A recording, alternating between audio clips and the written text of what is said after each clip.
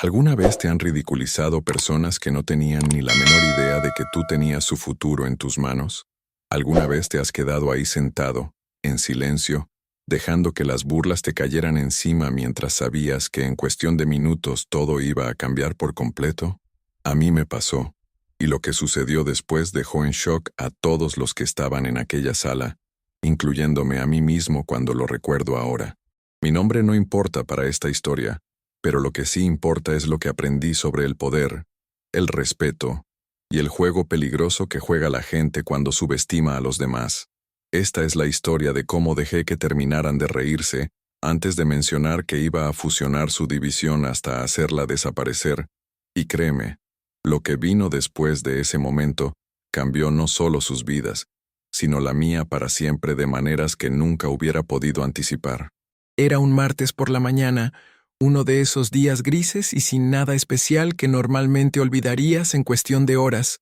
pero este martes en particular se ha quedado grabado en mi memoria con tanta claridad que todavía puedo oler el café rancio de aquella sala de conferencias y sentir el cuero frío de la silla debajo de mí. Para ese entonces llevaba casi 8 años en la compañía, abriéndome camino desde un puesto de analista junior hasta eventualmente convertirme en vicepresidente de operaciones estratégicas, un título que sonaba impresionante, pero que venía con más peso y responsabilidad de lo que la mayoría de la gente podría imaginar.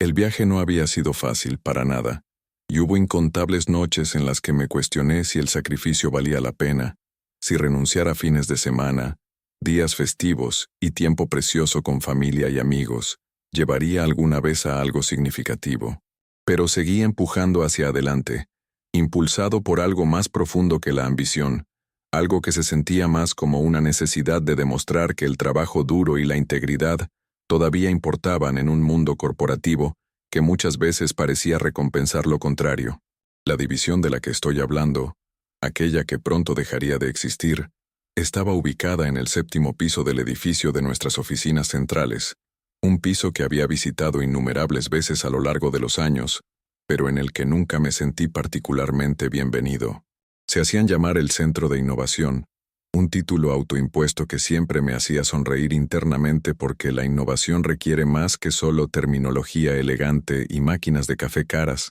requiere resultados reales, colaboración y una voluntad de evolucionar. Este equipo en particular había estado operando con un nivel de autonomía que bordeaba la completa independencia, y en algún punto del camino, esa independencia se había transformado en arrogancia, una creencia tóxica de que eran intocables, esenciales, y de alguna manera estaban por encima de las reglas y estándares que gobernaban al resto de la organización. Había escuchado rumores, susurros en los pasillos y menciones preocupadas en reuniones ejecutivas, pero los rumores son solo rumores hasta que experimentas algo de primera mano, hasta que se convierte en tu problema por resolver. Mi primer encuentro real con su cultura sucedió unos 6 meses antes de aquel fatídico martes, durante una reunión de revisión trimestral, donde los jefes de departamento debían presentar actualizaciones sobre proyectos, presupuestos y desempeño del equipo. El CEO me había pedido que asistiera a estas reuniones con más regularidad, para obtener una comprensión más amplia de cómo operaban las diferentes divisiones y dónde podríamos encontrar oportunidades para mejor integración y eficiencia. Cuando llegó el turno del Centro de Innovación,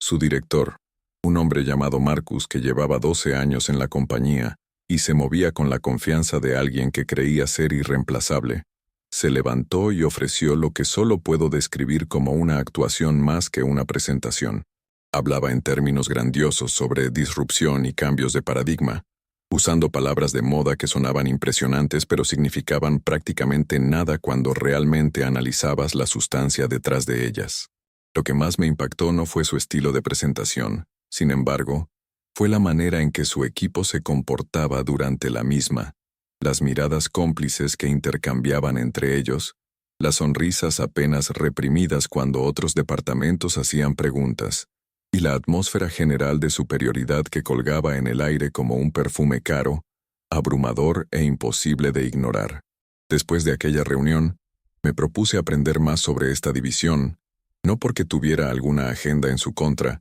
sino porque algo se sentía mal, y en mi posición, desarrollas un instinto para cuando las cosas no están del todo bien bajo la superficie. Comencé a revisar sus informes financieros, resultados de proyectos y encuestas de satisfacción de empleados, y lo que descubrí era preocupante por decirlo menos. A pesar de su fanfarronería confiada y su autoproclamada innovación, su producción real era mediocre en el mejor de los casos. Sus proyectos consistentemente llegaban por encima del presupuesto y detrás del cronograma,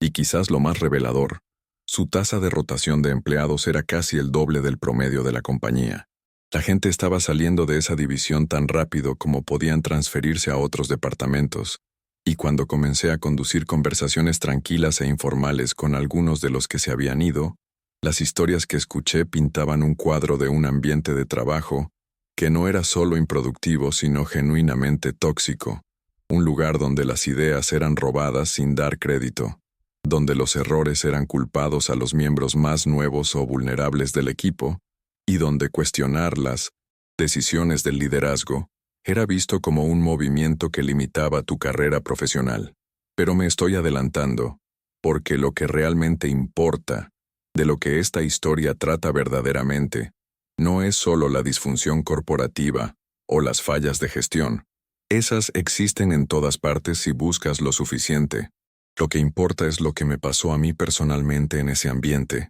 cómo fui tratado, y el momento en que me di cuenta de que a veces, lo más amable que puedes hacer es remover un cáncer antes de que se extienda más, incluso si la cirugía es dolorosa para todos los involucrados. Verás, unos 3 meses antes de la reunión final, me habían asignado trabajar directamente con el Centro de Innovación, en lo que se suponía era una iniciativa estratégica importante, un proyecto que potencialmente podría reformar cómo nuestra compañía abordaba su presencia en el mercado y el compromiso con los clientes. El CEO personalmente me había pedido que asumiera esto,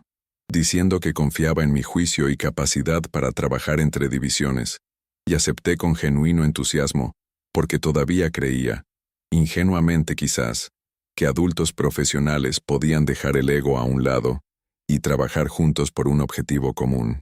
Mi primera reunión con Marcus y su equipo central debería haber sido una señal de advertencia, pero entré con optimismo y mente abierta, listo para colaborar y contribuir mi experiencia a lo que podría ser una empresa emocionante. La sala de conferencias que usaban para reuniones de equipo estaba decorada con pósters motivacionales sobre pensar fuera de la caja y disrumpir el status quo, el tipo de decoración corporativa que te inspira o te hace poner los ojos en blanco, dependiendo de si hay alguna sustancia respaldándola. Había preparado una presentación detallada exponiendo mi análisis inicial, algunos marcos estratégicos que podrían guiar nuestro enfoque,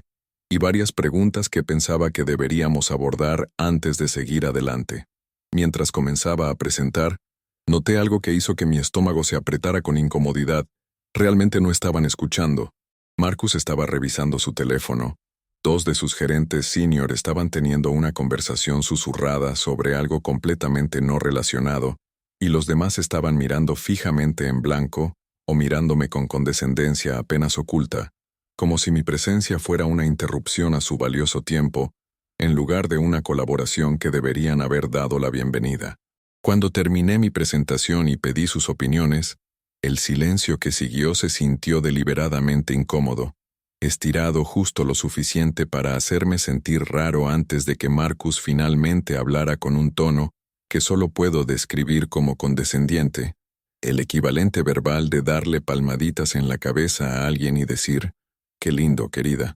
Me agradeció por mi perspectiva interesante, pero sugirió que quizás yo no entendía completamente las dinámicas únicas de su división y los enfoques innovadores que empleaban. Su equipo asintió en acuerdo, y sentí algo dentro de mí cambiar, una ira silenciosa comenzando a hervir a fuego lento bajo mi exterior profesional. Pero no reaccioné, no en ese momento, porque he aprendido a lo largo de años en ambientes corporativos que las respuestas emocionales rara vez te sirven bien en el momento, que a veces lo más poderoso que puedes hacer es mantener la calma, observar y reunir información antes de decidir tu siguiente movimiento. Así que sonreí, Les agradecí por su retroalimentación y dije que esperaba nuestra continua colaboración, todo mientras mentalmente anotaba todo lo que acababa de suceder y archivándolo para referencia futura. Durante las semanas siguientes, mis interacciones con esa división se volvieron cada vez más frustrantes y,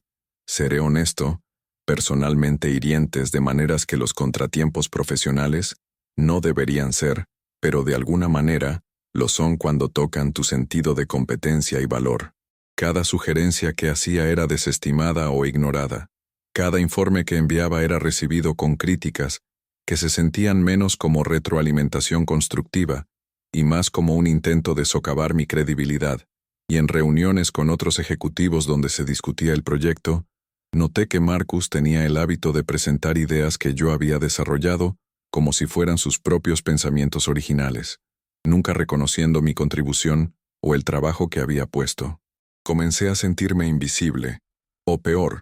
visible solo como un objetivo para su desdén colectivo, y hubo noches en las que manejé a casa desde la oficina con lágrimas de frustración ardiendo detrás de mis ojos, preguntándome por qué había trabajado tan duro para alcanzar una posición de liderazgo, solo para ser tratado como un pasante incompetente por personas cuyos resultados reales no justificaban su actitud. El punto de quiebre llegó durante una presentación a la junta directiva, una de esas reuniones de alto riesgo, donde las carreras pueden hacerse o romperse, dependiendo de qué tan bien te desempeñes bajo presión. Marcus debía presentar la iniciativa estratégica en la que habíamos estado trabajando, y yo estaba allí como un ejecutivo de apoyo, listo para responder preguntas sobre los aspectos operacionales y financieros del plan. Mientras presentaba, me di cuenta con creciente horror de que no solo había tomado crédito por mi trabajo, sino que realmente había alterado algunas de las recomendaciones estratégicas clave, de maneras que yo sabía por mi análisis que probablemente llevarían al fracaso. Los cambios que hizo se veían bien en las diapositivas. Sonaban impresionantes cuando se describían con lenguaje confiado, pero ignoraban realidades fundamentales del mercado y restricciones financieras sobre las que explícitamente había advertido en mis informes. Me quedé sentado allí, mi corazón latiendo fuertemente, enfrentando una elección que se sentía imposible en ese momento. ¿Hablo y potencialmente avergüenzo a un colega frente a la junta? ¿O me quedo en silencio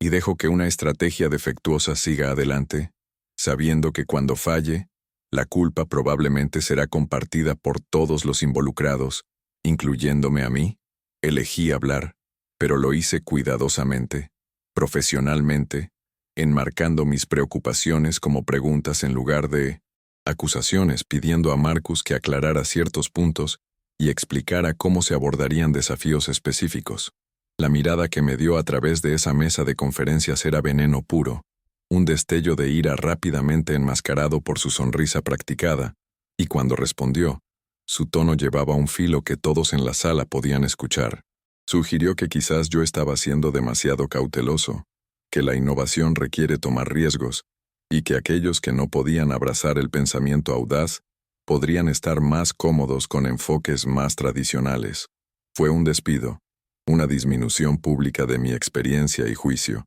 y sentí mi cara arder con humillación mientras varios miembros de la junta asentían con su respuesta, claramente impresionados por su confianza y aparentemente no preocupados por la sustancia de mis inquietudes. La reunión terminó con aprobación para seguir adelante con el proyecto como Marcus lo había presentado, y mientras salíamos de la sala de juntas, escuché risas detrás de mí, las voces distintivas de Marcus y su equipo central, y aunque no podía escuchar las palabras exactas, sabía instintivamente que yo era el tema de su diversión. Aquella noche,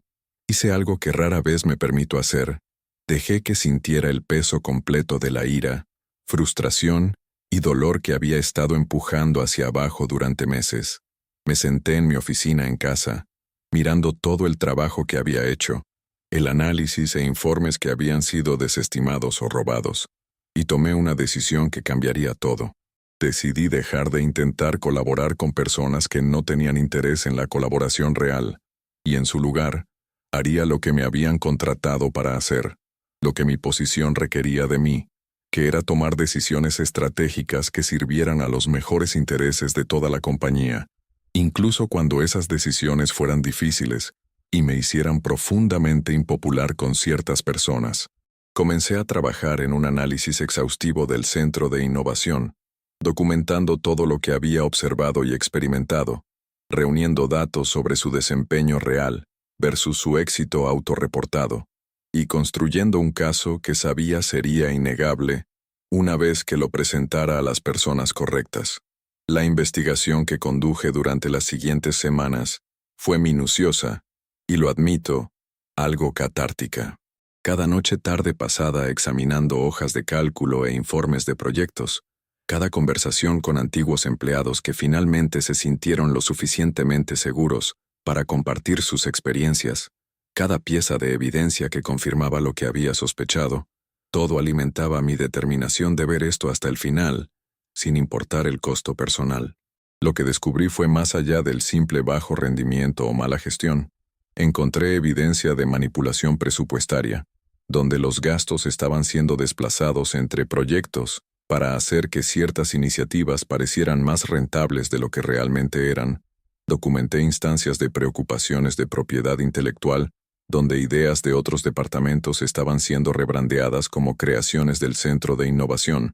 y quizás lo más serio, descubrí un patrón de quejas de recursos humanos que habían sido presentadas durante los últimos 3 años, quejas sobre ambiente laboral hostil, discriminación y represalias que de alguna manera nunca habían resultado en ninguna acción significativa o consecuencia para los responsables. Mientras compilaba toda esta información en un informe detallado, sentí una extraña mezcla de emociones. Había satisfacción en finalmente tener evidencia concreta para respaldar lo que había estado experimentando, pero también había tristeza, porque entendía que lo que estaba a punto de poner en marcha tendría consecuencias reales para personas reales, muchas de las cuales probablemente eran individuos decentes que simplemente habían quedado atrapados en una cultura tóxica creada por el liderazgo. Pensé en los empleados junior en esa división que venían a trabajar cada día intentando hacerlo mejor a pesar de la disfunción a su alrededor, y me preocupaba por lo que les pasaría cuando finalmente cayera el martillo. Pero también pensé en toda la gente talentosa que había dejado la compañía debido a la cultura tóxica de esa división, todo el potencial e innovación que se había perdido porque el ego y la arrogancia habían sido permitidos florecer sin control. Y supe que a veces tienes que tomar decisiones difíciles, no porque se sientan bien, sino porque son necesarias para la salud de la organización más grande. ¿Alguna vez has estado en una posición donde sabías que ibas a cambiar las vidas de las personas para siempre, y el peso de esa responsabilidad se sentía casi demasiado pesado para soportar? Cuéntamelo en los comentarios si alguna vez has tenido que tomar una decisión que sabías que lastimaría a la gente, pero sentías que era en última instancia lo correcto. Me da curiosidad escuchar tus experiencias porque incluso ahora, mirando hacia atrás en lo que pasó, todavía a veces cuestiono si hice lo correcto o si había otro camino que no vi en ese momento. El proceso de obtener aprobación para lo que estaba proponiendo era más complejo que simplemente presentar mis hallazgos y obtener luz verde. La reestructuración corporativa, especialmente cuando involucra eliminar una división entera, requiere revisión legal cuidadosa, consulta con recursos humanos, aprobación de la Junta y planificación estratégica sobre cómo minimizar la interrupción a las operaciones en curso. Pasé horas en reuniones con nuestro equipo legal, revisando cada pieza de evidencia para asegurar que nuestro caso era sólido y resistiría cualquier desafío potencial o demandas que pudieran seguir. Trabajé con recursos humanos para desarrollar planes de transición para los empleados que serían afectados, identificando oportunidades para que algunos fueran reasignados a otros departamentos, donde sus habilidades pudieran ser mejor utilizadas y más apreciadas. Y me reuní repetidamente con el CEO y miembros clave de la Junta, guiándolos a través no solo de los problemas, sino también de mi solución propuesta, que involucraba no eliminar las funciones que se suponía que el Centro de Innovación debía desempeñar, sino más bien distribuir esas responsabilidades a través de departamentos existentes que tenían historiales comprobados de innovación real y colaboración. La reacción del CEO a mi informe fue reveladora. Pasó casi 3 horas leyendo toda la documentación que había preparado, ocasionalmente haciendo preguntas o solicitando aclaraciones sobre puntos específicos, y cuando finalmente me miró, vi algo en su expresión que no había esperado. Era alivio mezclado con culpa. Admitió que había sabido que algo estaba mal con esa división durante bastante tiempo, que había recibido retroalimentación indirecta y escuchado rumores, pero había dudado en tomar acción porque Marcus había estado con la compañía durante tanto tiempo y tenía relaciones poderosas con varios miembros de la Junta que apreciaban su confianza y carisma, incluso si no entendían completamente o cuestionaban sus resultados reales. El CEO me agradeció por tener el coraje de hacer lo que él debería haber hecho él mismo, y en ese momento me di cuenta de que a veces el liderazgo no se trata de tener todas las respuestas o ser la persona más popular en la sala. Se trata de estar dispuesto a abordar verdades difíciles incluso cuando sería más fácil mirar hacia otro lado y esperar que los problemas se resuelvan solos. Obtener la aprobación de la Junta fue el último obstáculo, y requirió una presentación que fuera simultáneamente exhaustiva y diplomática, exponiendo el caso para la reestructuración mientras tenía cuidado de no hacer que pareciera una venganza personal o caza de brujas. Pasé días preparándome para esa presentación, anticipando cada posible pregunta u objeción, y cuando finalmente llegó el día, entregué lo que creo fue una de las presentaciones más importantes de mi carrera. Les mostré los datos financieros demostrando el consistente bajo rendimiento de la división, las métricas de satisfacción de empleados que contaban una historia de disfunción sistemática, los resultados de proyectos que revelaban un patrón de plazos perdidos y promesas infladas, y quizás más convincentemente, presenté testimonios anónimos de antiguos empleados que pintaban un cuadro vívido de lo que realmente era trabajar en ese ambiente. Para cuando terminé, la decisión estaba esencialmente tomada, aunque todavía requería votos formales y procesos legales para completarse. La Junta aprobó el plan de reestructuración con solo modificaciones menores, y de repente, lo que había sido un concepto en papel, se convirtió en una realidad que necesitaría ser implementada, comunicada y manejada a través de lo que sabía sería un periodo de transición difícil. Los días previos al anuncio fueron algunos de los más extraños de mi vida profesional. Sabía lo que venía, había sido fundamental en hacer que sucediera, pero todavía tenía que mantener relaciones de trabajo normales con las personas que no tenían idea de que su mundo estaba a punto de ser volteado al revés. Tenía que asistir a reuniones donde Marcus y su equipo continuaban su comportamiento usual, el desprecio y superioridad que había caracterizado todas nuestras interacciones, y tenía que sentarme allí sabiendo que muy pronto la dinámica cambiaría de maneras que no podían posiblemente anticipar. Hubo una tentación de dar algún tipo de advertencia, de insinuar que cambios estaban por venir, o sugerir que la gente podría querer actualizar sus currículos, pero sabía que eso sería inapropiado y podría potencialmente complicar los procesos legales y de recursos humanos, que habían sido cuidadosamente planeados. Así que no dije nada. Mantuve mi profesionalismo, y esperé el día que había sido marcado en mi calendario, con una mezcla de anticipación y temor. Ese día llegó un martes, que es donde esta historia realmente comienza, donde el momento que describí al principio finalmente entra en contexto completo. La reunión había sido programada como una revisión trimestral de rutina,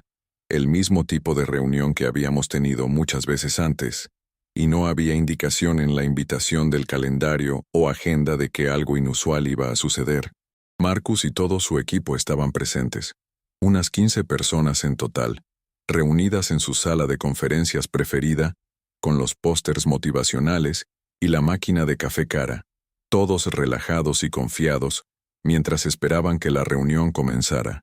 Llegué exactamente a tiempo, cargando solo una carpeta y mi laptop, y tomé asiento cerca del final de la mesa en lugar de en la cabecera donde Marcus típicamente se posicionaba. El CEO también estaba presente,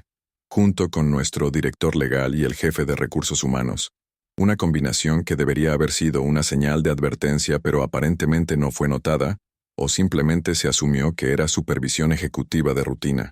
Marcus comenzó la reunión de la manera en que siempre lo hacía, con charla confiada sobre los proyectos emocionantes en los que su equipo estaba trabajando y los enfoques innovadores que estaban desarrollando. Sus gerentes senior intervinieron con sus propias actualizaciones, cada uno intentando superar a los otros con terminología que sonaba impresionante y afirmaciones audaces sobre el potencial futuro. Me quedé en silencio, escuchando, observando, notando los patrones familiares de comportamiento que me habían frustrado durante tanto tiempo. Y entonces, pasó algo que se convirtió en el catalizador para el momento que definiría toda esta experiencia. Una de las gerentes de Marcus, una mujer llamada Jennifer que siempre había sido particularmente desdeñosa de mis contribuciones, hizo una broma sobre la supervisión corporativa y cómo era importante complacer a los ejecutivos que realmente no entendían la innovación, pero necesitaban sentirse incluidos en el proceso. La sala estalló en risas, esa risa cómoda de gente que se siente completamente segura en su posición y cree que está entre amigos que comparten su perspectiva. Sentí al CEO moverse en su asiento junto a mí, claramente incómodo con lo que estaba escuchando, y supe que este era el momento. Los dejé terminar de reír, dejé que el sonido se apagara naturalmente, mientras la gente recuperaba el aliento y se limpiaba lágrimas de diversión de sus ojos. Y entonces, en el silencio que siguió, hablé con una claridad y calma que me sorprendió incluso a mí, dado lo rápido que mi corazón estaba latiendo. Dije, y recuerdo las palabras exactas porque se han reproducido en mi mente incontables veces desde entonces. Me alegra que todos estén de tan buen humor esta mañana porque tengo noticias importantes que compartir. Efectivo inmediatamente. El Centro de Innovación como una división separada está siendo disuelto y fusionado en otros departamentos a través de la organización. Sus roles, tal como existen actualmente, están siendo eliminados, y durante los próximos 60 días estaremos trabajando con cada uno de ustedes individualmente para explorar oportunidades de reasignación dentro de la compañía o, si eso no es posible o deseado, para proporcionar apoyo de transición mientras buscan oportunidades en otro lugar. El silencio que siguió fue absoluto. No era solo callado, era el tipo de silencio que se siente físico, que presiona contra tus tímpanos y te hace agudamente consciente de cada pequeño sonido, el zumbido del aire acondicionado, el tráfico distante afuera, tu propia respiración. Cada cara en esa sala pasó por una rápida progresión de expresiones, de confusión a incredulidad, a shock a ira, y observé todo mientras mantenía mi compostura profesional, lo cual tomó cada onza de autocontrol que poseía. Marcus fue el primero en encontrar su voz, y cuando habló, fue con un tono que nunca había escuchado de él antes, despojado de confianza y bravuconería, crudo con genuino shock. Preguntó si esto era algún tipo de broma, si íbamos en serio, cómo esto podía posiblemente estar pasando sin ninguna advertencia o discusión. Expliqué, manteniendo mi voz firme y profesional, que esta decisión había sido tomada después de análisis y revisión extensivos en los niveles más altos de la organización, que era final y no estaba sujeta a negociación, y que aunque entendía que estas eran noticias difíciles de recibir, estábamos comprometidos a manejar la transición tan profesional y solidariamente como fuera posible. La reunión que siguió fue una de las experiencias profesionalmente más desafiantes de mi carrera. Hubo acusaciones, hubo demandas de explicaciones, hubo amenazas de demandas y apelaciones a miembros de la Junta, que algunos de ellos creían que anularían esta decisión. Marcus, en particular, se volvió cada vez más agitado, su compostura usual completamente destrozada, mientras se daba cuenta de que lo que estaba pasando era real e irreversible. Exigió saber por qué no había sido consultado, por qué no había habido oportunidad de abordar preocupaciones o mejorar el desempeño, por qué esta decisión estaba siendo tomada tan repentinamente. Me mantuve calmado, refiriendo preguntas a las personas apropiadas, el CEO para la razón estratégica, el director legal para asuntos legales, el jefe de recursos humanos para detalles de transición, y negándome a ser arrastrado a argumentos emocionales o ataques personales. En un punto, Jennifer, la misma gerente que había hecho la broma sobre la supervisión corporativa solo minutos antes, me miró directamente y preguntó si yo estaba detrás de esto, si esto era algún tipo de venganza por no ser tomado en serio por su equipo.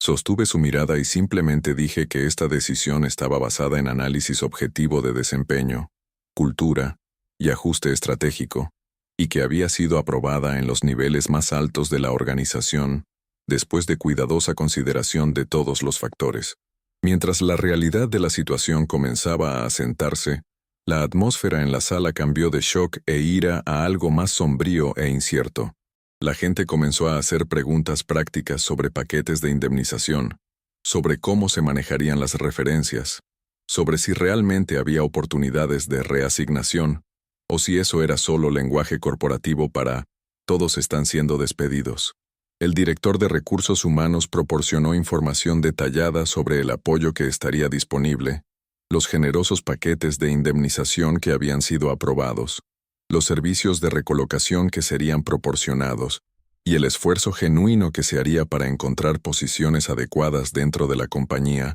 para aquellos que querían quedarse y de quienes creíamos que podrían prosperar en ambientes más saludables. Pude ver a algunas personas, particularmente los empleados más junior, que probablemente habían estado tan frustrados por la cultura de la división como yo, procesando estas noticias con emociones mixtas, miedo sobre su futuro inmediato, pero quizás también alivio, de que ya no tendrían que trabajar en un ambiente que los había hecho miserables. La reunión finalmente terminó después de casi 2 horas, mucho más tiempo que los 30 minutos que habían sido originalmente programados, y mientras la gente lentamente salía de la sala de conferencias, me quedé sentado, necesitando un momento para procesar lo que acababa de pasar y cómo me sentía al respecto. El CEO también se quedó, y me agradeció nuevamente por mi trabajo en esto, reconociendo que había sido un proceso difícil y que entregar las noticias había requerido verdadero coraje.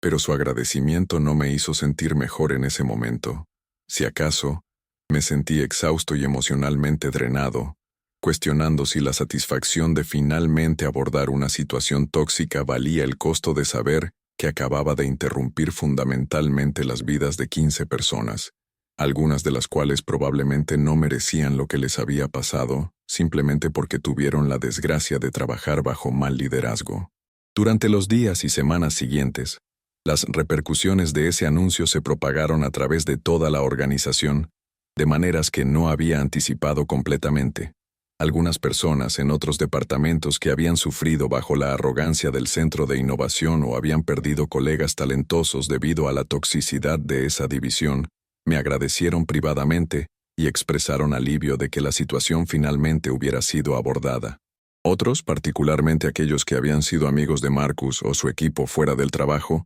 me trataron con una nueva frialdad, como si hubiera hecho algo cruel, en lugar de tomar una decisión de negocio difícil pero necesaria. Me encontré teniendo conversaciones con empleados que habían trabajado en esa división, algunos enojados y acusatorios, otros apreciativos de que alguien finalmente había reconocido y actuado sobre problemas de los que habían estado quejándose durante años. Cada conversación fue difícil a su manera, requiriendo que equilibrara empatía por circunstancias individuales con mantener la confidencialidad de la investigación y el proceso de toma de decisiones que había llevado a la reestructuración. Marcus mismo dejó la compañía dentro de 2 semanas, declinando cualquier oportunidad de reasignación y negociando un paquete de salida que le permitió irse en sus propios términos. Antes de irse, me envió un correo electrónico que todavía tengo guardado, no porque esté orgulloso de él, sino porque sirve como recordatorio de cuán diferentemente las personas pueden percibir la misma situación.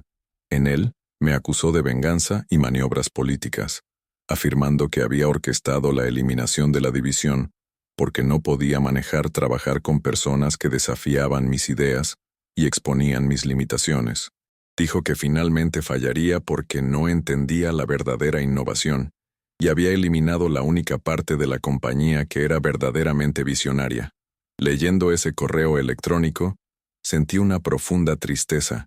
no ira o vindicación, sino tristeza de que alguien pudiera estar tan ciego a la realidad de lo que había pasado, tan incapaz de ver cómo su propio comportamiento y liderazgo habían creado la situación que llevó a su caída. Nunca respondí a ese correo electrónico, porque sabía que nada que pudiera decir cambiaría su perspectiva o le haría entender lo que no había logrado ver todo el tiempo. Jennifer y otros 2 gerentes senior de la división también eligieron dejar la compañía, encontrando posiciones en otro lugar en lugar de aceptar reasignación a roles que habrían sido movimientos laterales en el mejor de los casos, y en algunos casos representaban pasos hacia abajo de lo que habían tenido antes. Entendí su elección, incluso la respeté de cierta manera, porque quedarse en una organización después de ese tipo de revés profesional habría sido difícil, y a veces un nuevo comienzo en algún lugar nuevo es la opción más saludable.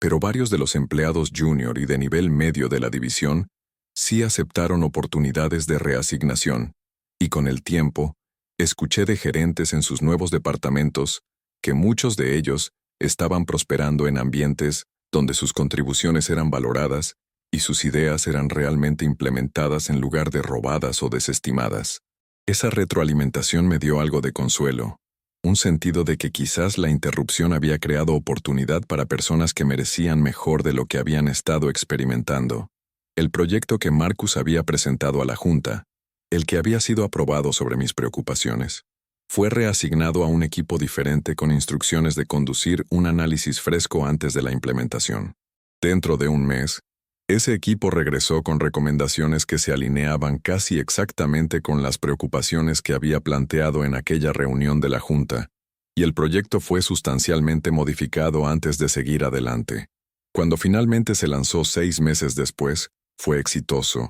no salvajemente transformador de la manera que Marcus había prometido, pero sólidamente exitoso de maneras que eran sostenibles y rentables. El CEO me mencionó privadamente que los miembros de la Junta que habían estado más impresionados por la presentación de Marcus habían comentado sobre cómo mis instintos habían sido correctos y que habían aprendido una lección valiosa sobre la diferencia entre confianza y competencia. Aprecié el reconocimiento, pero más que eso, estaba aliviado de que la compañía no hubiera sufrido el fracaso que había temido, que resultaría de la estrategia defectuosa original. Mientras pasaban los meses y el polvo se asentaba de la reestructuración, me encontré reflexionando profundamente sobre toda la experiencia y lo que me había enseñado sobre liderazgo, poder y naturaleza humana. Pensé en cuán fácilmente las personas talentosas pueden ser desestimadas o subvaloradas simplemente porque no encajan en ciertas expectativas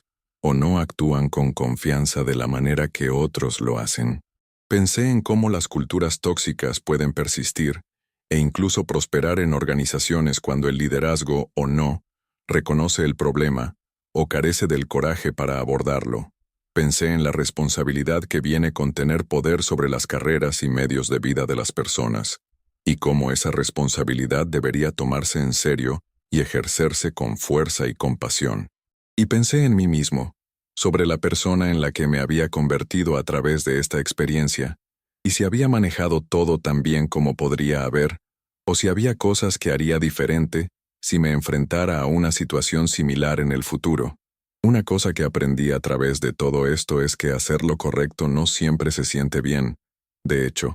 a veces se siente terrible incluso cuando sabes intelectualmente que era necesario. Aprendí que defender a ti mismo y establecer límites en ambientes profesionales puede tener costos reales, no solo para otros, sino para ti mismo también, y que tienes que estar preparado para vivir con esos costos cuando tomas decisiones difíciles. Aprendí que la confianza sin competencia es en última instancia vacía, que la verdadera innovación viene de la colaboración y el respeto mutuo en lugar del ego y la superioridad, y que el éxito sostenible se construye sobre fundamentos sólidos en lugar de presentaciones impresionantes. Lo más importante, aprendí que a veces lo más amable que puedes hacer, tanto para individuos como para una organización, es hacer cambios que son dolorosos a corto plazo, pero crean ambientes más saludables a largo plazo.